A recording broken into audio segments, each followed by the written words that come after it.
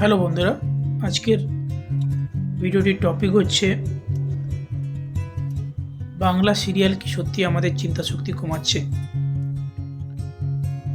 আজ আমরা এমন একটি বিষয় নিয়ে আলোচনা করব যেটি প্রায় প্রতিটা বাঙালি পরিবারের সঙ্গে জড়িত, বাংলা টেলিভিশন সিরিয়াল। এই ভিডিওটা কাউকে ছোট করা নয় বা দোষ দেওয়ার জন্য নয়, আজকের আলোচনা শুধুই চিন্তা করার জন্য। প্রশ্নটা খুবই সহজ, বাংলা সিরিয়াল কি সত্যি আমাদের চিন্তাশক্তির উপর প্রভাব ফেলছে? চলুন ধাপে ধাপে বুঝি। সিরিয়াল আমাদের জীবনে এলো কিভাবে? এক সময় টিভি ছিল সংবাদ, শিক্ষামূলক অনুষ্ঠান আর পারিবারিক বিনোদনের মাধ্যম। ধীরে ধীরে এটি সিরিয়াল এলো। প্রথমে গল্প ছিল, চরিত্র ছিল, সামাজিক বার্তা ছিল, কিন্তু সময়ের সঙ্গে সঙ্গে অনেক সিরিয়াল দেখা গেল। একই গল্প বারবার, অযথা চক্রান্ত, বাস্তবতার সঙ্গে মিল নেই এমন ঘটনা।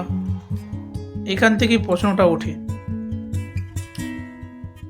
দ্বিতীয় ব্যাপার হলো প্রতিদিন দীর্ঘ সময় সিরিয়াল দেখার প্রভাব। একটা সিরিয়াল নয়, দিনে 3টে 4টে, কখনো 5টা, প্রতিদিন কয়েক ঘন্টা একই ধরনের কন্টেন্ট দেখলে মস্তিষ্ক নতুন করে ভাববার সুযোগ পায় না। চিন্তাভাবনা ধীরে ধীরে প্যাসিভ হয়ে যায়। এটা শুধু মেয়েদের জন্য নয়, যে কেউ হলে তার উপর প্রভাব পড়ে। গল্পের ধরন ও মানসিক প্রভাব। 3 নম্বর পয়েন্ট, অনেক সিরিয়ালে কি দেখা যায়? সব সময় সন্দেহ, সবাই শত্রু, সম্পর্ক মানেই ষড়যন্ত্র। ফলে কি হয়? বাস্তব জীবনেও মানুষরা সন্দেহপ্রবণ হয়ে ওঠে। অকারণে ভয়, দুশ্চিন্তা বাড়ে। মস্তিষ্ক ধীরে ধীরে নেগেটিভ প্যাটার্নে অভ্যস্ত হয়ে পড়ে। চিন্তাশক্তি কমে না কি অভ্যাস বদলায়? 4 নম্বর পয়েন্ট, এখানে একটি গুরুত্বপূর্ণ একটা কথা, আসলে চিন্তাশক্তি কমে না, চিন্তা করার অভ্যাস কমে যায়। যখন বই পড়া কমে, আলোচনা কমে, শেখার কৌতূহল কমে, তখন মস্তিষ্ক অলস হয়ে পড়ে। 5 নম্বর পয়েন্ট, কেন বিশেষ করে মেয়েদের কথা বেশি বলা হয়? কারণটা খুবই সাধারণ। অনেক বাড়িতে মেয়েরাই বেশি সময় ঘরে থাকেন। টিভি সহজ বিনোদনের মাধ্যম, কিন্তু এটা কোনো দোষ নয়, এটা পরিস্থিতির ফল।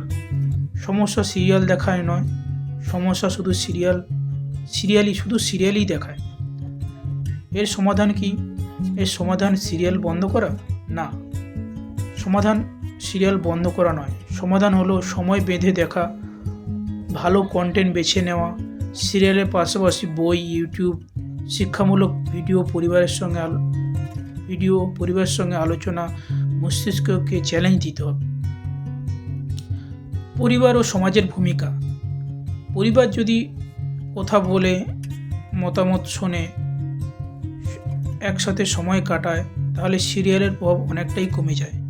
চিন্তাশক্তি বাড়ে আলোচনার মাধ্যমে, টিভির মাধ্যমে নয়। শেষে আমি বলতে চাইছি, বন্ধুরা, বাংলা সিরিয়াল শত্রু নয়, কিন্তু অতিরিক্ত হলে যে কোনো জিনিসই ক্ষতিকর। প্রশ্নটা সিরিয়াল নিয়ে নয়, প্রশ্নটা আমাদের অভ্যাস নিয়ে।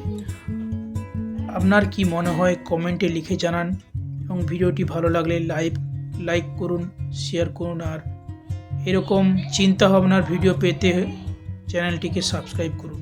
ধন্যবাদ।